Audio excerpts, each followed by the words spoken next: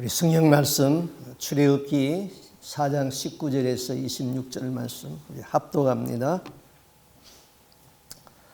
여호와께서 미디안에서 모세에게 이르시되 애굽으로 돌아가라. 네 목숨을 노리던 자가 다 죽었느니라. 모세가 그의 아내와 아들들을 나귀에 태우고 애굽으로 돌아가는데 모세가 하나님의 지팡이를 손에 잡았더라. 여호와께서 모세에게 이르시되 네가 애굽으로 돌아가거든 내가 네 손에 준 이적을 바로 앞에서 다 행하라. 그러나 내가 그의 마음을 완악하게 한적 그가 백성을 보내주지 아니하리니 너는 바로에게 이르기를 여호와의 말씀에 이스라엘은 내 아들 내 장자라. 내가 너에게 이르기를 내 아들을 보내어 주어 나를 섬기게 하라 하여도 네가 보내주기를 거절하니 내가 네 아들 네 장자를 죽이리라 하셨다 하라 하시니라. 모세가 길을 가다가 숙소에 있을 때에 여호와께서 그를 만나사 그를 죽이려 하신지라.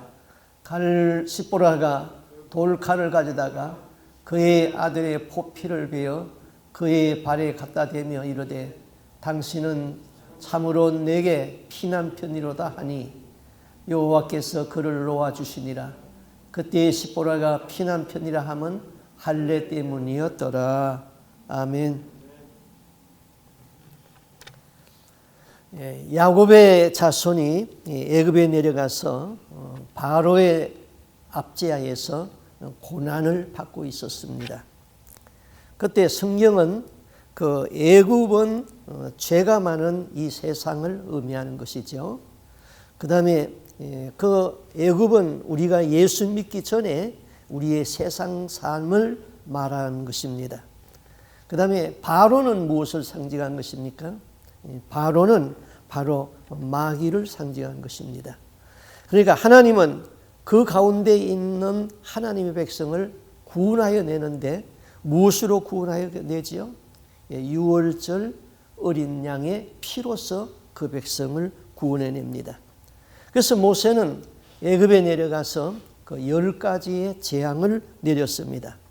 마지막 재앙은 죽음의 사자가 지나가면서 집집마다 들어가 가지고 모든 초태생, 장자, 임금에서부터 하인에 이르기까지 짐승에 이르기까지 처음 난 것은 다 죽이는 그런 재앙이었습니다.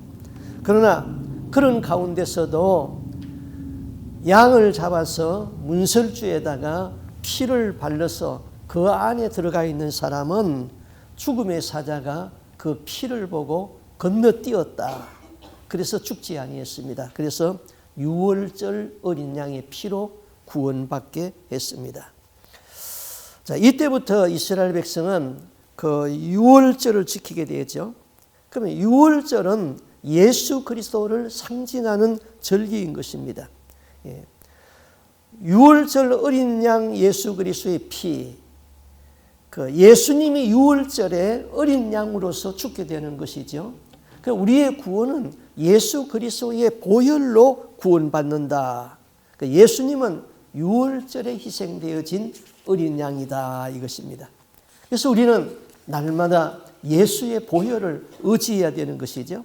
자, 세상에서 살면서 더러워진 우리의 마음은 그 예수의 핏부림으로 정결해지는 것입니다. 히브리서 9장 21절에 율법을 따라 그의 모든 물건이 피로써 정결하게 되나니 피 흘림이 없은즉 죄사함이 없느니라. 우리의 죄도 예수의 보혈을 믿을 적에 죄사함을 받죠. 내가 의로워지는 것도 예수의 피로써 죄사함 받았을 적에 내가 의롭다함을 얻게 되는 것이죠. 또 내가 거룩해지는 것도 예수의 피로써 거룩해지는 것이죠. 또 내가 마귀를 이길 수 있는 능력도 예수의 피로써 이기고 예수의 이름으로 이기게 되는 것이죠. 그래서 마귀는 예수의 피를 두려워하는 것입니다. 계시록 12장 11절에 이렇게 말씀했어요. 또 우리 형제들이 어린 양의 피와 자기들이 정언하는 말씀으로 그를 이기었으니. 자, 어린 양의 피와 말씀으로 이기었다. 이게 우리의 삶에 늘 적응이 돼야 돼요. 내가 기도할 적에도 예수의 피를 의지하고, 귀신을 쫓아낼 적에도 예수의 피를 의지하고, 날마다 예수의 피, 말씀, 이것이 우리의 삶에서 아주 생활이 되고 내 몸에 훈련이 되고 적응이 돼야 된다, 이것입니다. 자, 오늘 읽은 성경 말씀은 하나님이 모세를 사명자로 부르시고 그 다음에 그를 보내시는 그런 과정인 것입니다. 자, 사람이 무슨 일을 할 적에 어떤 일을 성취하기 위해서는 갖추어져야 할 요건들이 많이 있습니다. 예를 들면 건강해야 되겠죠. 또 그에 대한 지식이 있어야 되겠죠. 또 경험도 필요하죠. 또 창의적인 그런 머리도 필요하죠. 또 리더십도 필요하겠지요. 이거 다 필요하지만은 먼저는 내가 나를 믿어야 되는 겁니다. 그러니까 내가 나를 믿지 아니하면은 다른 사람이 나를 믿어줄 수가 없는 것이죠. 자, 내가 나를 믿는 것을 우리는 뭐라고 말합니까? 그것을 신념이다 또는 확신이다, 그렇게 말합니다. 그러니까 성공하는 사람은 신념이 있고 확신이 있는 사람이 성공하는 사람이죠. 그래서 성공하는 사람은 꿈이 있는 것입니다. 다른 말로 말하면 희망이 있고 소원이 있는 것이죠. 그리고 그 꿈에 도전을 하는 것이죠. 자, 아무런 꿈이 없는 사람은 아무것도 이룰 수가 없어요. 신념이 없는 사람은 아무것도 이룰 수 없어요. 그냥 그렇게 사는 것이죠. 그러면은 이 세상 사람들이 신념과 꿈이 있다, 그러면은 우리 믿음의 사람들은 이 신념이나 이 꿈보다도 한 차원 높은 것이 있어요. 그것을 우리는 비전이라고 부르는 것입니다. 그 비전은 뭐냐?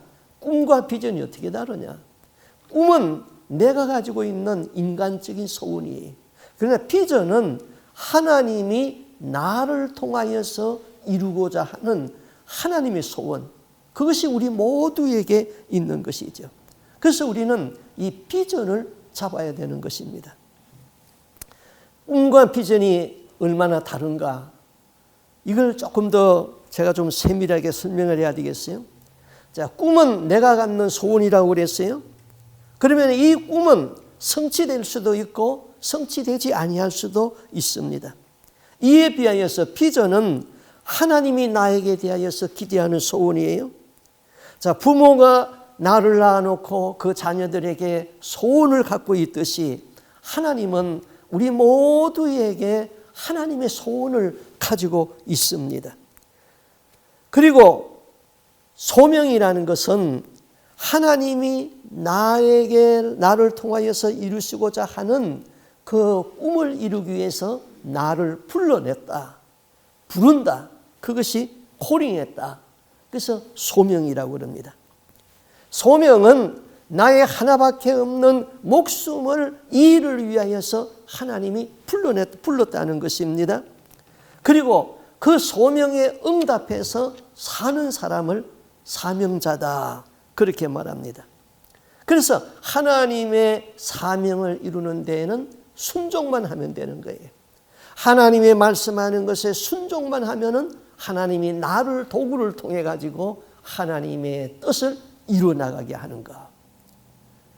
자, 이것이 굉장히 우리의 삶에 중요한 것인데, 많은 사람들이 하나님의 소명을 발견하지 못하고 자기 꿈만 이루기 위하여서 열심히 살아갑니다. 그렇게 사는 사람은 마지막에는 어떤 결론이 나옵니까? 다 이루었다 할지라도 허무한 것밖에 없어요. 이 세상은 허무했다.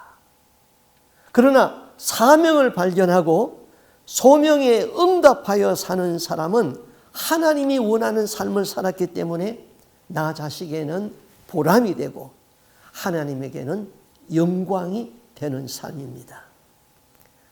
여러분, 이런 거 한번 생각해 보세요. 젊은 사람들은 잘 생각 안 할 거예요. 나이 많은 사람들이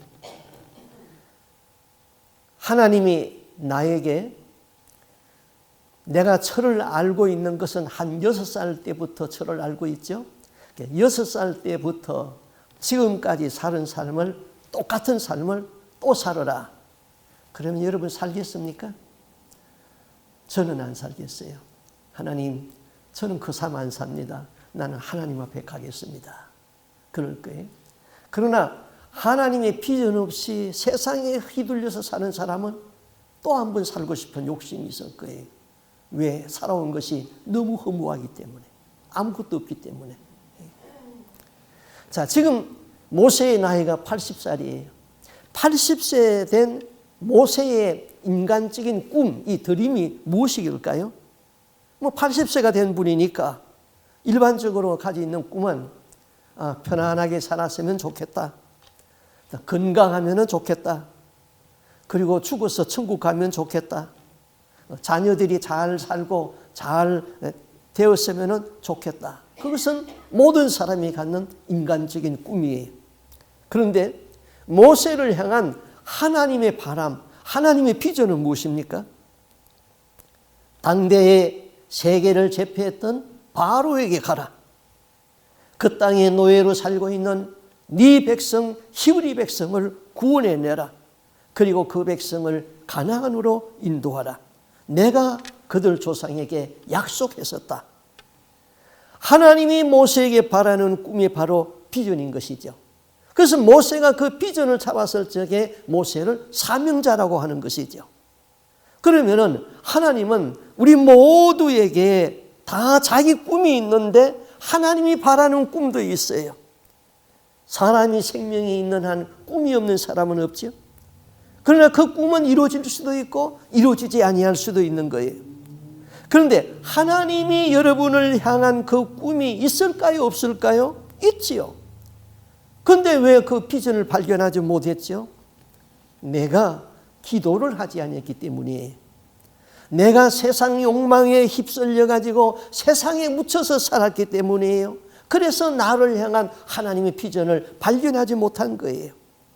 그 비전을 발견한 사람들은 인류에 공헌을 하였고 또 자기 자신에게도 보람된 삶을 살았던 것이지요. 하나님이 모세를 이제 사명자로 불렀습니다. 모세를 불러서 애굽에 내려가 가지고 네 백성을 구원해내라는 사명을 주었습니다. 모세는 가기도 싫었고 지금 당장 그런 비전을 잡는 것도 귀찮았고 아무것도 하기 싫었어요. 이집트에 내려가면은 애굽의 이집트의 왕이 자기의 경험으로 인간적인 상식으로 지식으로 생각하면은 모세의 말을 들을 리가 없어요. 모세가 내 백성 해방하라 한다고 바로가 들을 리가 없지요. 그래서 모세가 이렇게 항의합니다. 하나님, 그들이 내 말을 듣지 아니하고 또 내 백성에게 가서 말을 해도 여호와께서 너에게 나타나지 아니했다 하면은 내가 어떻게 하립니까? 어떻게 합니까? 하나님 말씀했어요. 네 손에 들고 있는 것이 무엇이냐? 지팡이입니다. 그걸 던져봐라. 던졌습니다. 지팡이가 뱀이 되어버렸습니다. 그리고 그 뱀이 모세에게 막 물려고 달라듭니다. 모세가 뱀을 피했죠. 하나님 말씀합니다. 그 꼬리를 잡아라. 여러분, 뱀은 꼬리를 잡으면 뱀은 물게 되어 있습니다. 뱀은 머리를 잡아야 되는 것이죠. 모세가 하나님의 말씀에서 그 꼬리를 잡았습니다. 그랬더니 다시 막대기가 됐습니다. 자, 모세가 가지고 있던 지팡이를 던졌더니 뱀이 돼가지고 뱀이 나를 해치려고 달려듭니다. 하나님은 우리 모두에게 향한 소원이 있고 우리 모두에게 사명을 잡으라고 합니다. 그런데 그 사명을 내가 버리면 어떻게 되죠? 바로 그것이 나에게 사탄이 되어서 도전해 온다는 것입니다. 그러나 사명을 잡으면 그 막대기는 그 무능한 뱀은 막대기가 되어버린다는 것이죠. 하나님이 그 일을 이루신다는 것입니다. 내가 이루는 것이 아니라 하나님이 이룬다는 것이죠. 모세와 아론이 바로에게 갔습니다. 아론이 지팡이를 던지니까 뱀이 되었습니다. 애굽의 마술사들도 뱀을 만들었습니다. 그런데 아론에 던진 뱀이 마술사가 만든 뱀을 다 잡아먹어버렸습니다. 애굽 바로의 왕권이 모세의 통제 아래 들어왔다는 것입니다. 바로의 왕권은 하나님의 통제 아래서 무능하고 아무것도 아니라는 것이죠. 자, 고대 애굽에서 지팡이는 원래 왕의 권위와 능력을 상징하는 것이래요. 그리고 이집트의 신은 고브라 여신입니다. 애굽의 왕이 쓰는 왕관에는 수호신을 상징하는 고브라 뱀이 왕관에 붙어 있었습니다. 왕관에게 뱀이 붙어 있었다는 것은 왕에게는 신적인 보호와 권능을 의미했고 왕을 대적하는 사람들에게는 죽음을 경고하는 것이었습니다. 그런데 이집트의 왕을 상징했던 뱀이 모세의 통제 아래 지금 들어왔다는 거예요. 자, 모세는 애굽에 내려갈 적에 총을 가지고 간 게 아니에요. 칼을 가지고 간 것 아니에요. 그는 양치는 자기 몸을 의지했던 지팡이 하나 들고 내려갔어요. 그런데 그 모세의 손에 잡힌 지팡이가 얼마나 많은 기적을 나타내었는지 결국은 바로가 항복하잖아요. 하나님은 우리에게 크고 작은 사명을 다 주었습니다.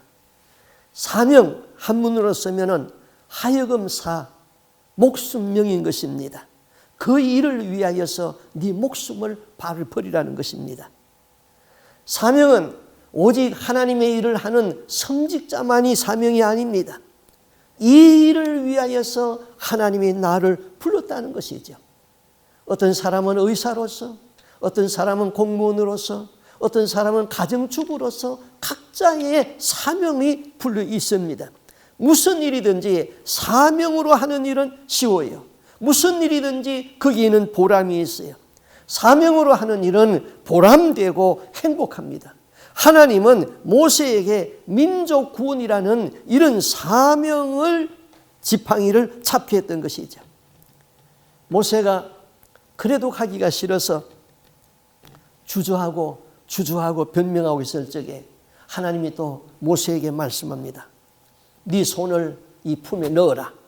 그리고 빼라. 품에 넣었다가 빼니 손이 허옇게 썩어서 문둥병이 되어버렸습니다. 다 썩어버렸습니다. 다시 하나님 말씀합니다. 네 손을 다시 품에 넣었다 빼라. 다시 넣었다 빼니까 손이 또 건강해졌습니다. 하나님이 이렇게 말씀합니다. 여호와께서 가라사대 그들이 저를 믿지 아니하며 그 처음 이적의 표징을 받지 아니하여도 둘째 이적의 표징은 받으리라 믿으리라. 이게 무슨 말이에요? 처음 이적은 뭐예요? 지팡이를 던졌더니 그 지팡이가 뱀이 되었다는 것이죠. 두 번째 이적은 뭐예요? 내 손을 품에다 넣었다 뺐더니 문둥이가 되고 다시 깨끗해졌다는 것이죠. 그러면은 지팡이를 던졌더니 뱀이 되었다는 것은 내 몸 밖의 이적이에요.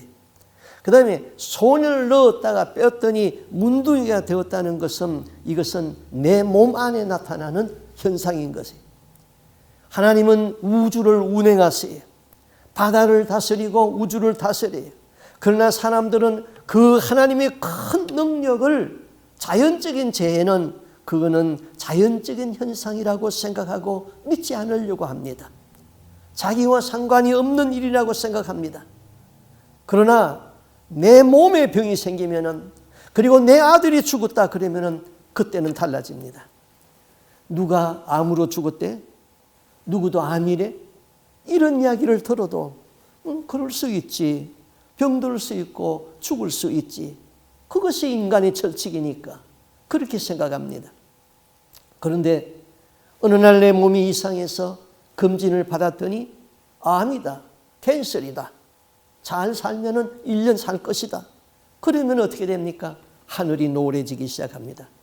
하나님, 왜 내가 이런 병에 걸려야 합니까? 이 사람이 발버둥을 칩니다. 하나님을 원망합니다. 그러다가 의술이 소용없다는 것을 압니다. 그러다가는 기적적으로 그 병이 나았습니다. 그때는 어떻게 됩니까? 그 전에는 다른 사람이 아무리 간증을 해도 그거는 남의 일이었고 제대로 들리지 아니했는데 이제는 다릅니다. 내가 만난 하나님을 감사하고 증거할 수가 있게 되는 것이죠. 이와 같이 내 몸 밖에서 일어난 것과 내 몸 안에서 이루어진 일은 너무나도 다른 거예요. 사람들은 내 몸 밖의 일은 잘 믿으려고 하지 않습니다. 관심을 보이지 않아요. 그러나 내 몸에 문제가 생기면 달라지는 거예요. 다른 사람의 일은 관심이 없어요. 그러나 그 일이 내게 부딪히면 그 일은 큰 일이 되는 것이죠. 하나님은 하나님의 일을 이룰 수 있는 사람을 지금도 찾고 있습니다. 그 사람을 하나님은 지금 기뻐하십니다. 그를 도구로 쓰기를 원합니다. 부름받은 그 사람은 하나님의 말씀에 순종만 하게 되면 그 다음 것은 하나님이 다 책임을 지는 것이죠. 내가 부족하면 하나님이 채워주는 거예요.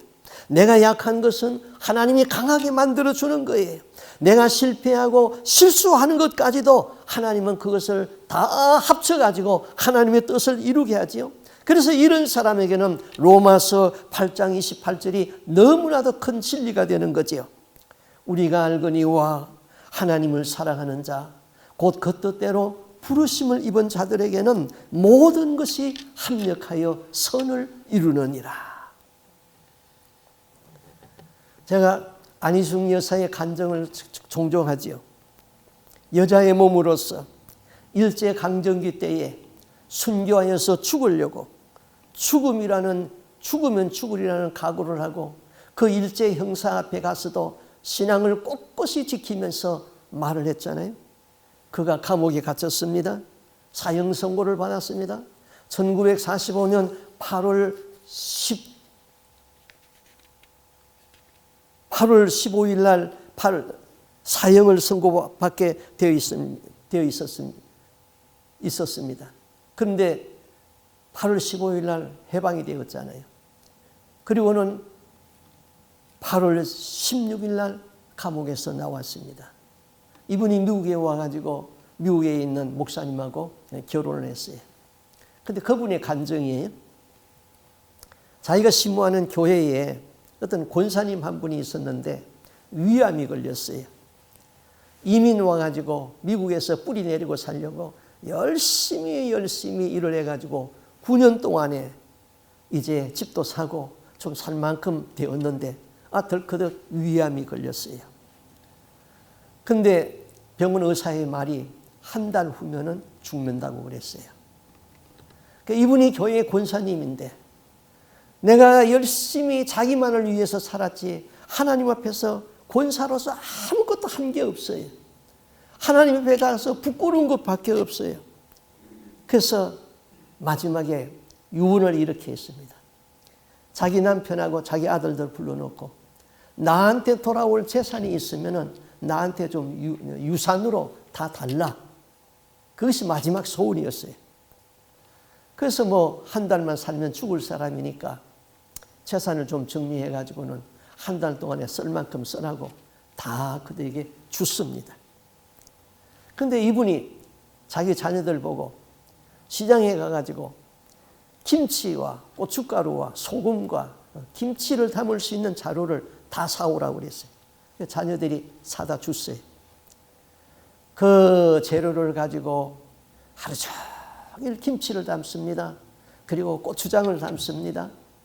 교인들 숫자만큼 담는데 몸이 너무 아프니까 너무 피곤하니까 조금 일하다가는 또 쉬어서 누워있다가 또 일어나서 또 하고 그렇게 해가지고는 김치와 그 다음에 고추장을 한 병씩 다 만들어가지고 자기 교인들 숫자만큼 만들었어요. 그래서 교회 가져와가지고 주일날 다 나눠줬어요. 그리고 남은 거는 다 교회에 헌금으로 다 바쳐버렸습니다. 그런데 한 달이 됐는데 이분이 안 죽어요. 그래서 병원에 가가지고 다시 검진을 했어요. 검진을 했더니 암이 다 없어져 버렸대요. 그래서 그분이 간증하던 때가 10년째인데 지금 암이 없어지고 10년째 이렇게 살고 있다고 이렇게 간증을 했습니다.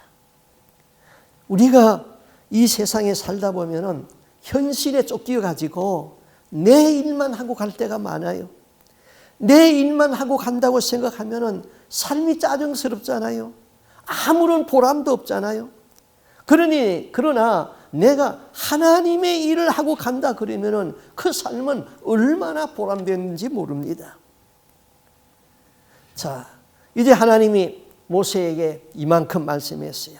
이적을 보여주면서 모세에게 애굽에 내려가라고 했습니다. 모세가 가기가 싫어서 5번을 거절을 했어요.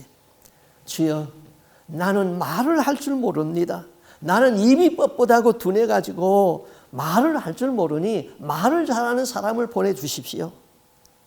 자, 모세는 자기 백성 이스라엘 민족에게 또 가서 거절당하는 것도 두려웠어요. 40대에 자기 백성을 구원하려고 하다가는 그냥 거절당했잖아요. 그런데 그 거절의 상처가 지금도 남아있는 거예요. 또 누가 너를 우리를 다스리는 자와 재판장으로 세웠느냐 하고 반항할 것 아닙니까? 그 백성의 그 마음에 남은 상처가 있었습니다. 또 바로 왕의 막강한 권세도 알고 있었어요. 자기를 죽이려고 하던 그 바로 왕의 권세를 모세는 잘 알고 있었습니다. 그래서 핑계를 자꾸 대는 거예요.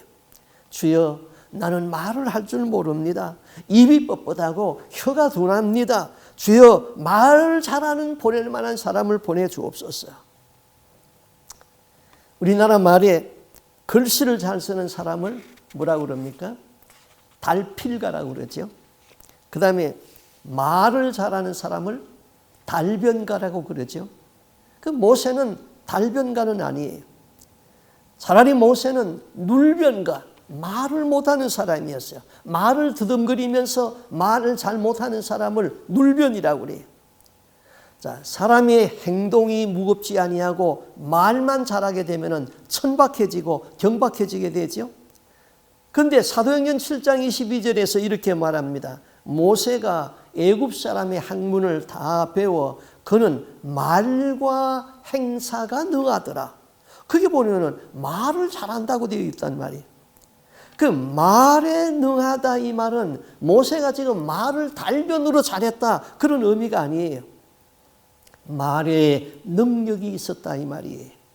말에 능력이 있다 이 말은 그가 말을 하면은 말하는 대로 이루어진다 이거예요. 모세는 말을 잘하는 달변가는 아니지만은 그 말에 능력이 있었다.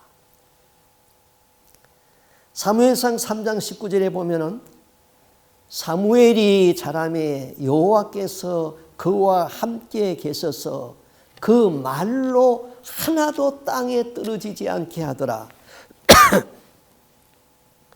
사무엘의 말이 하나도 땅에 떨어지지 않게 했다. 이 말이 무엇입니까?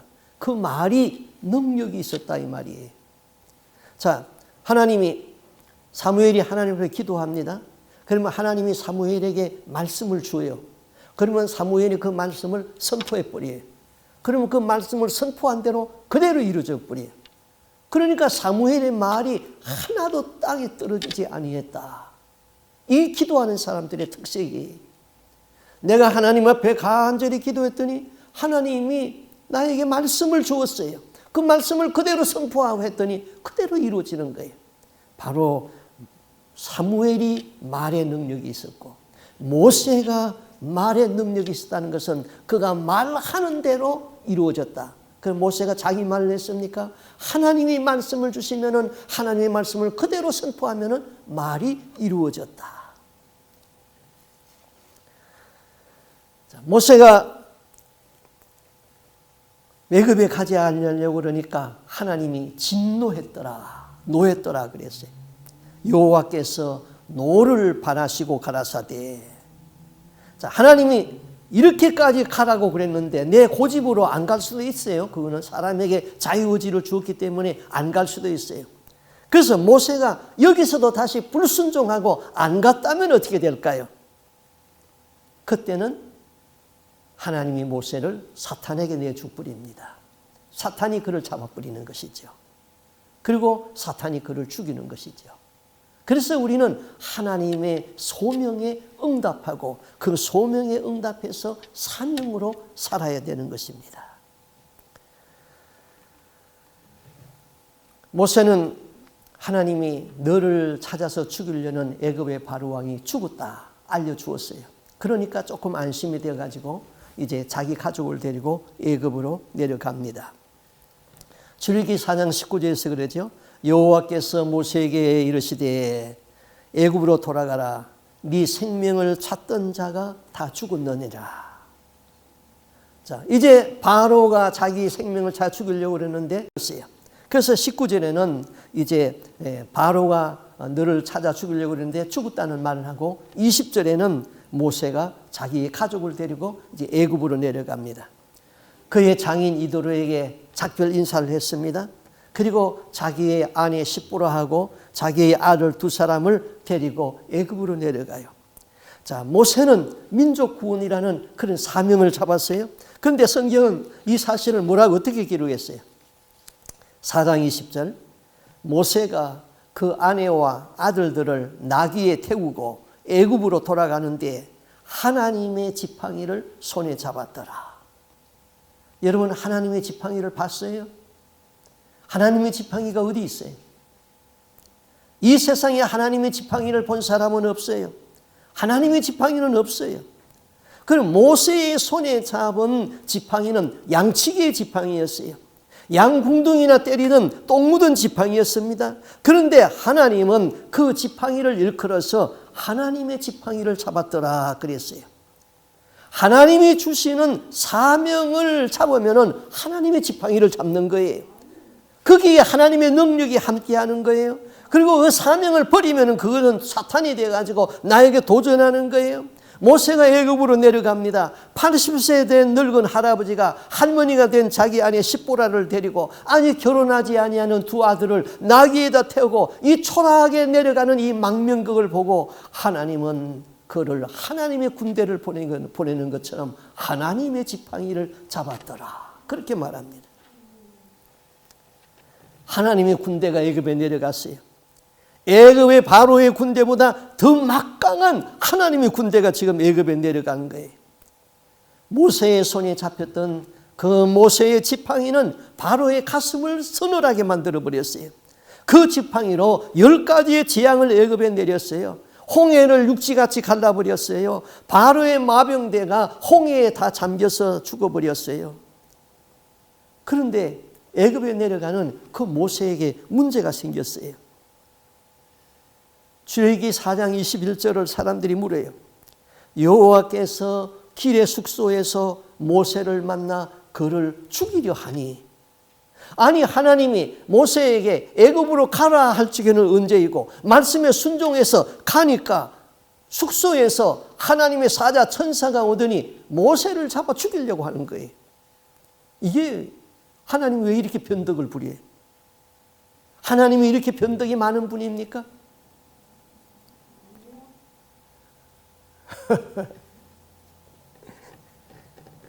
하나님의 사자가 길에서 모세를 죽이려 하니 어떻게 했습니까? 모세의 부인 십보라가 길에서 할례돌을 들어서 자녀들에게 할례를 시켰습니다. 그리고 그 피 묻은 돌을 모세에게 확 던지면서 악담을 퍼부었지요. 당신은 나에게 피난편이로다. 자, 모세는 광야에서 십보라를 만나가지고 결혼을 했어요. 십보라는 미디안 사람 이방 여자예요. 그리고 두 아들을 낳았어요. 원래 히브리 백성은 아기를 낳으면 남자아이는 남지 8일 만에 할례를 시키게 되어 있어요. 그 할례라는 것은 남자의 생식기에 표피를 잘라내는 거예요. 그것이 바로 성경에서 말하는 신약에서는 세례라는 의미고 구약에서는 할례인데 하나님과의 언약의 백성이 되었다, 그런 뜻이에요. 그런데 모세가 할례를 시키려고 하면 십보라가 반대를 하는 거예요. 십보라한테는 그런 할례 그런 거 필요 없어요. 그래서 그냥 싸우기 싫으니까 모세가 할례를 안 시키고 그냥 자기 아들을 키웠어요.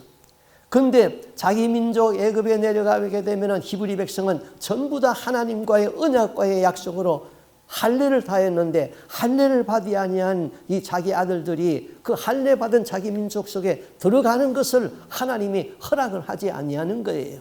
그러니까 하나님의 사자가 나타나 가지고는 모세를 죽이려고 그런 거예요. 모세를 죽이려고 그러니까 모세가 막 눈을 까고 죽으면서 뭐라고 말합니까? 자기 부인에게 말했죠. 할례 내 아들 할례 시켜라 그러니까 그 십보라가 급해 가지고는 돌을 들었어요. 제가 이스라엘에 가봤는데요. 할렛돌이라는 게 있어요. 거기는 돌이 많아요. 그런데 돌을 들어서 땅에다 딱 때리면은 쫙 깨지면서 그것이 칼같이 예리하게 날카로워져요. 그게 할렛돌이에요. 제가 할렛돌을 가지고 왔었는데 여러분에게 보여주려고 암만 찾았는데 어디 있는지를 제가 찾지를 못해서 못 찾았어요. 그래서 그 할렛돌을 들어가지고 할례를 시켰어요. 할례를 시키고는 그 할례에 이제 피가 묻었잖아요, 돌에.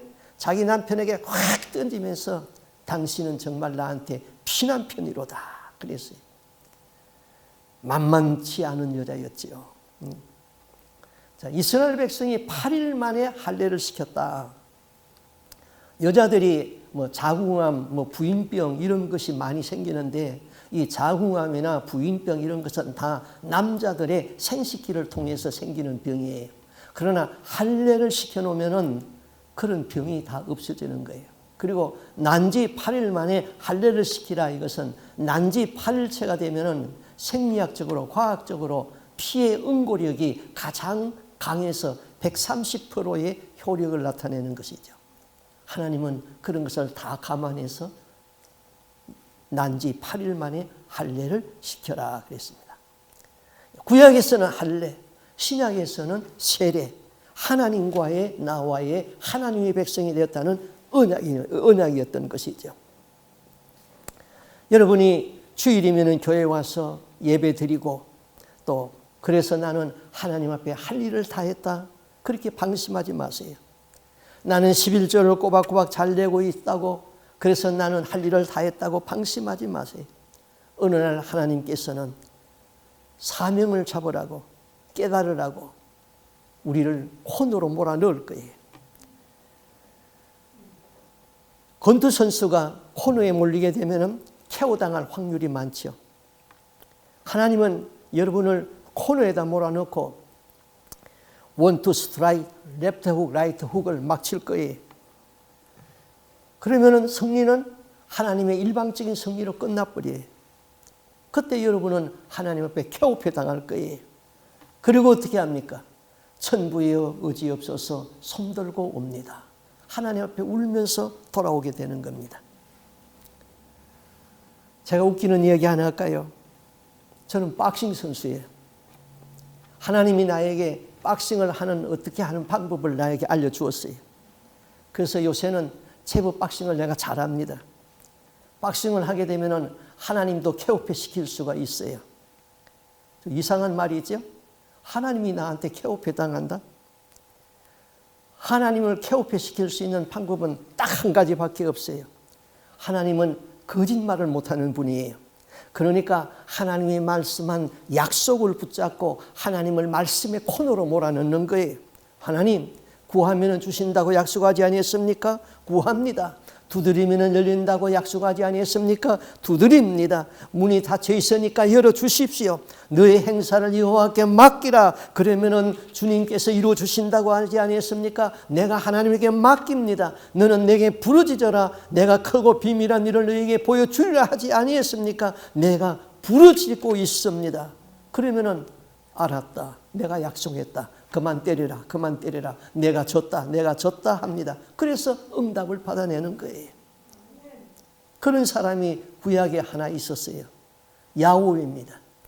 야곱이 야복강 나루터에서 밤새도록 하나님과 박싱을 한 사람입니다.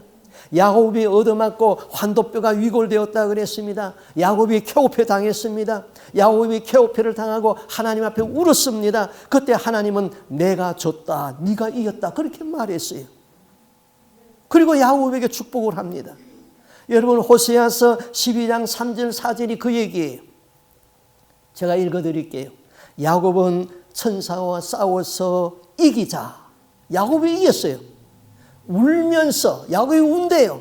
은총을 간구하였다. 하나님은 베델에서 그를 만나주시고 거기에서 우리에게 말씀하였다. 주님은 만군의 하나님이시다. 주님은 우리가 기억해야 할 그분의 이름이시다.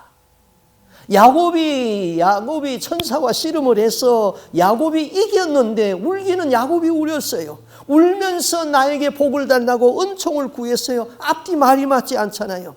하나님 앞에 얻어맞고 병신이 된 사람은 야곱이에요. 그런데 야곱은 이겼습니다. 그것이 야곱의 끈질긴 기도였다는 것이죠. 말씀을 붙잡고 기도했어요. 약속을 붙잡고 기도했어요. 믿음을 붙잡고 기도했어요. 성령을 의지하고 기도했어요. 한 번 말씀하시면 변개치 아니하시고 이루시는 하나님, 구하시면 주시겠다고 약속하였으니 그 약속을 붙들고 기도하면서 하나님을 말씀에 코너로 몰아넣었어요. 하나님은 그 약속 때문에 내가 졌다, 그렇게 말하고 그에게 축복해 주었던 것이죠. 내가 하나님의 소명을 받으면, 내가 매일같이 기도하지 아니하면 견딜 수 없는 마음이 우리에게 있는 거예요. 내가 기도하지 아니하는 것은 그런 소명을 발견하지 못했다는 것이지요. 그럭저럭 살다가 이 세상을 허무하게 끝내겠다는 것이지요. 광야길에 아무도 없었어요. 하나님의 사자가 모세를 죽이려고 합니다. 모세가 숨이 넘어갑니다. 시보라가 놀랐겠지요. 모세가 시보라에게 여보 자식들에게 할례를 행하시오, 할례 했겠지요. 소리쳤어요. 모세와 시보라는 이 문제를 가지고 다투었어요. 그때마다 모세가 양보하고 졌어요. 그러나 이번만은 다릅니다. 남편이 죽어갑니다. 다급해진 이 시보라는 할례돌을 들어서 할례를 시키고, 그 할례를 시킨 그 돌을 자기 남편에게 던지면서 당신은 나에게 피남편이다, 그렇게 말하죠. 이 시보라는 고분고분한 여자가 아니었어요. 그 여자가 자기 남편에게 이 피남편이라고 한 것은 독설을 한 거예요. 원망을 한 거예요. 남편을 향하여서 분노를 터뜨린 것이죠. 정광훈 목사님 요새 많이 뜨잖아요. 요새는 또 고난을 또 많이 받고 있어요. 작년 10월 9일에 그 광화문 집회를 주도했는데, 한국의 역사 일에 그만큼 많은 사람을 모은 일이 없었죠. 그분은 저하고 신학교 동기생인데 11년 후배예요.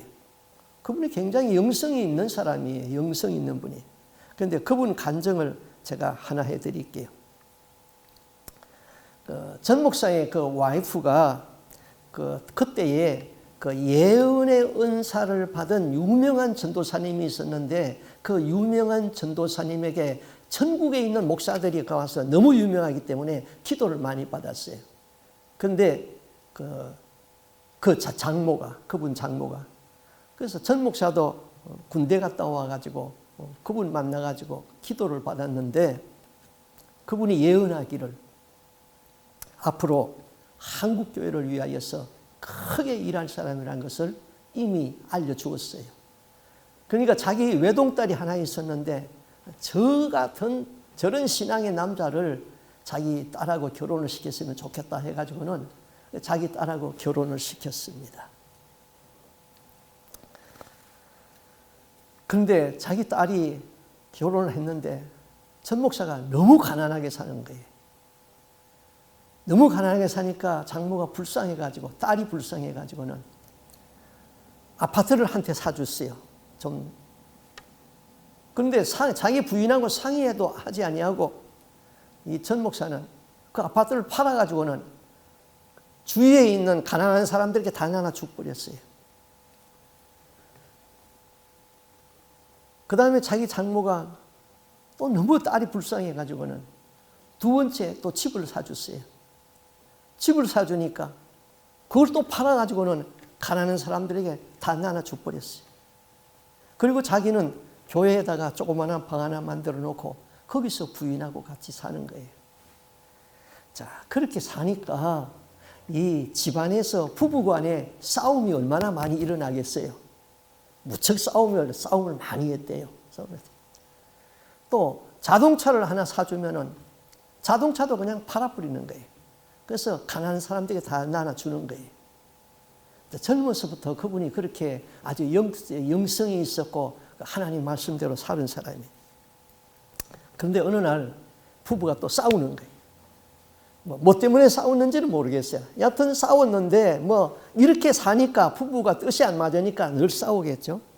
한참 싸우는데 자기 아들이 갑자기 죽어가는 거예요. 자기 아들이 부둥부둥하고 죽어가는데 부부싸움하고 있을 사람이 있어요? 너무 급해가지고는 이 아들을 데리고는 병원에 응급실로 갔어요. 응급실에 가니까 병원 의사가 죽은 아들을 데리고 왔다고 경찰에다가 고발을 해버렸어요. 병원에 가면서 이미 다 죽어버렸어요. 그때부터 이들 부부는 절대로 싸움을 안 하는 거예요. 깨달은 게 있거든요.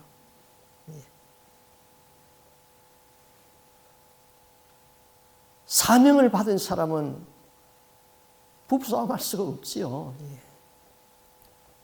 모세는 하나님의 구원사역에 너무나 자기 부인과 자기 아들들이 거추장스럽게 걸림돌이 되었어요. 그래서 다시 미디안으로 돌려보냈어요. 그리고 모세의 형 아론이 이제 모세를 영접하게 되는 것이죠. 모세와 아론이 이스라엘 백성 앞에 섰습니다. 하나님이 이스라엘 자손을 돌아보시고 그들이 받은 고난을 감찰하시고 나를 너희에게 보내었다 그렇게 말씀했을 적에 그 백성들은 고마워서 하나님 앞에 머리를 숙였다 그랬습니다. 자, 우리가 삶이라는 것은 life, L-I-F이잖아요. 근데 그 글자 가운데에 가운데 글자가 뭐예요? if잖아요. if. 만약 무엇이라면은 그러면은 인간의 삶이라는 것은 항상 이 만약, 이 불신앙적인 요소가 우리 안에 있다는 것이죠. 이 일을 하다가 실패하면은 만약에 이렇게 되면은 불안하죠. 그러나 신앙은 이러한 불신앙을 몰아내는 거예요. 그 불신앙을 몰아내는 것이 믿음이라고 그럽니다. 믿음이 없으면은 불신앙을 몰아낼 수가 없는 거예요. 교회사에 보면은 1세기경에 많은 그리스도인들이 핍박을 받았습니다. 그 1세기경에 쓰여진 그 문서들을 발견하게 되는데 그 사람들이 쓴 문서에는 이런 말이 있어요. 티테디오스. 글을 다 쓰고 나서 제일 마지막에 티테디오스 누구누구 하고 이름을 썼어요. 이 티테디오스라는 말은 염려하지 않는 사람 그런 뜻이에요. 티테디오스 바울, 티테디오스 김권사 하고 글을 썼습니다. 믿음이 있으면은 염려하지 않는다는 것이죠. 염려하지 아니하는 사람 누구? 우리의 삶은 다 불신앙적이고 걱정이 많고 참 어려움이 많아요. 그러나 사명을 붙들고 사는 사람에게는 하나님의 지팡이를 잡은 사람에게는 염려하지 아니하고 순종만 하면 되는 것입니다. 내 가족 구원의 사명, 불 꺼진 교회에 기도로 불을 붙이는 사명, 전도의 사명, 중보기도의 사명, 의사로서의 사명, 하나님의 종으로서의 사명, 이러한 사명의 지팡이를 잡으세요. 오늘도 하나님은 우리에게 성령의 충만을 요구합니다. 하나님의 전신갑주를 취할 것을 명령하고 있습니다. 깨어 일어나야 됩니다. 하나님이 우리를 쓰시기를 원합니다. 성경을 읽고 기도를 깊이 해서 하나님이 나에게 원하는 뜻이 무엇인가 이 비전을 잡고 비전에 순종할 수 있는 우리의 삶이 될 수 있기를 바랍니다. 아멘. 기도하겠습니다.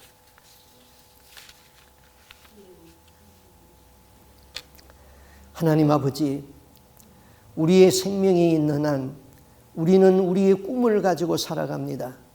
그 꿈은 이루어질 수도 있고 이루어지지 아니할 수도 있습니다만은 한 가지의 꿈이 이루어지면 또 다른 꿈이 생기고 그 꿈을 쫓아가다가 인생은 그냥 그렇게 끝내고 맙니다.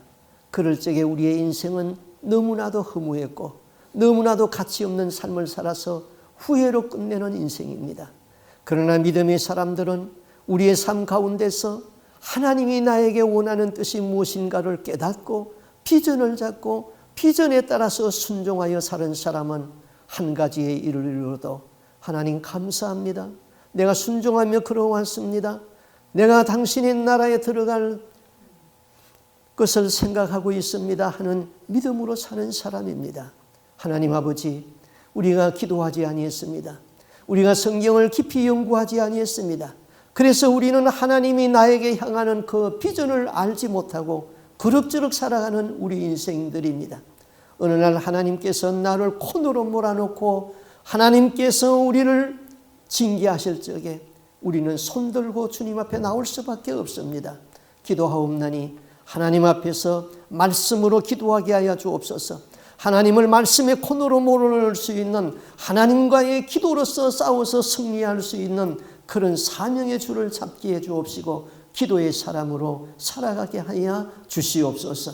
여기에 있는 우리 모두에게 하나님이 원하는 꿈이 무엇인가를 그것을 생각하고 그 한 가지 일에 집중하면서 나를 순종하여 사는 저희들의 삶이 되게 해주시고 하나님의 지팡이를 손에 잡게 하여 주옵소서. 그리고 말씀에 순종하는 삶을 살고 좁은 길을 걷게 하여 주옵시고 마지막 주님이 부를 적에 하나님 앞에 내가 여기 있나이다 하고 하나님의 지성소로 들어가서 그 거룩한 천국에 들어갈 수 있는 저희들의 삶이 되게 하여 주옵소서. 이 모든 말씀 예수님 이름으로 기도하옵나이다. 아멘.